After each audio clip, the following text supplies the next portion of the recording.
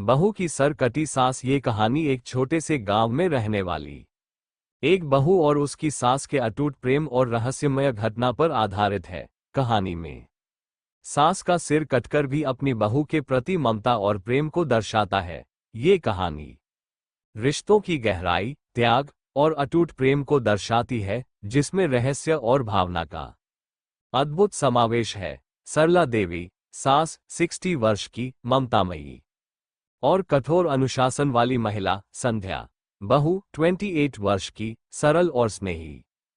रामधन, संध्या का पति, सास का इकलौता बेटा। गांव वाले, पड़ोसी, रिश्तेदार और पंच। देवपुर गांव में सरला देवी अपने बेटे रामधन और बहू संध्या के साथ रहती थी। गांव में ज्यादातर लोग खेती करते थे। रामधन भी दिन भर खेत में काम करता और संध्या घर संभालती। सरला देवी एक सख्त मगर ममतामयी सास थी। सरला देवी प्यार से, बहू ध्यान रखना, घर में सफाई हमेशा रहनी चाहिए। संध्या मुस्कुराते हुए, जी मान जी, मैं सब देख लूंगी। हालांकि सरला देवी सख्त मिजाज थी, लेकिन बहू संध्या को अपनी बेटी की तरह प्यार करती थी। जब संध्या बीमार होती तो सास रात भर उसके सिर पर पट्टी रखती। संध्या भावुक होकर, मान जी, आपकी सेवा और ममता ने तो मुझे मेरी माँ की याद दिला दी।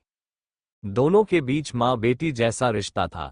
गांव में एक दिन अचानक एक बड़ी घटना घटी। रात के समय जब पूरा गांव सो रहा था, कुछ अज्ञात लोगों ने सरला देवी की हत्या कर दी। उस रात जब रामधन खेत से देर रात घर लौटा तो उसने देखा कि दरवाजा खुला हुआ था। अंदर का दृश्य देखकर उसकी चीख निकल गई। रामधन घबराकर, अरे भगवान, ये क्या हो गया। बिस्तर पर उसकी मां सरला देवी का शव पड़ा था और उसका सिर धड़ से अलग था। खून से सारा कमरा लथपथ था।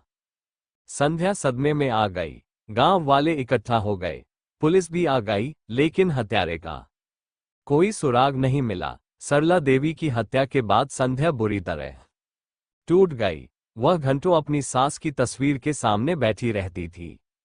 संध्या रोते हुए, मान जी, आप मुझे छोड़कर क्यों चली गई? आपने तो वादा किया था कि हमेशा साथ रहेंगी। गांव में तरह तरह की अफवाहें फैलने लगीं। कुछ लोग कहने लगे कि सरला देवी की आत्मा घर में भटक रही है। गांव वाली औरतें, रात को सरला देवी की परछाई दिखती है। एक बुजुर्ग महिला, कई बार दरवाजे पर सर कटी आत्मा को देखा गया है। रामधन ने संध्या को कई बार समझाया कि वह मां को भूलकर आगे बढ़े, लेकिन संध्या को ये बात मंजूर नहीं थी। एक रात संध्या पूजा कर रही थी।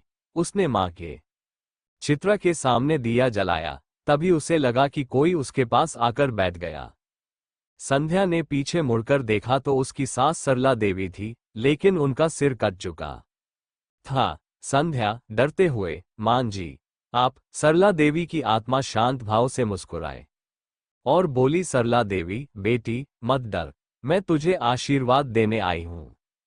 संध्या को डर नहीं लगा। उसने सास का हाथ पकड़ लिया। संध्या आंखों में आंसू लिए, मान जी, आप सच में आ गई?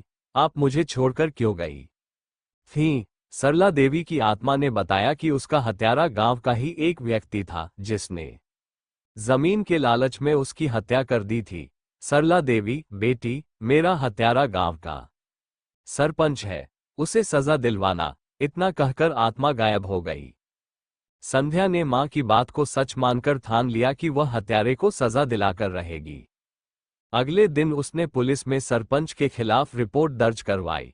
गांव वालों ने उसका खूब विरोध किया, लेकिन संध्या डरी नहीं।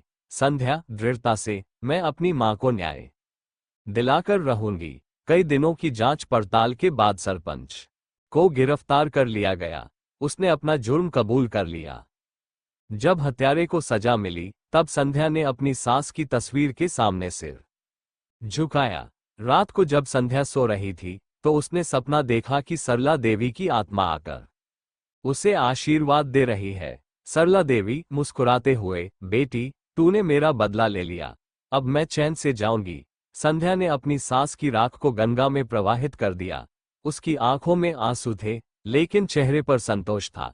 इस कहानी से हमें ये सीख मिलती है कि रिश्तों में प्रेम और विश्वास सबसे महत्वपूर्ण होता है। ये भी बताता है कि सच्चे प्रेम में मृत्यु भी बाधा नहीं बनती। संध्या की सास के लिए श्रद्धा और न्याय पाने का हौसला उसे सशक्त बना देता है।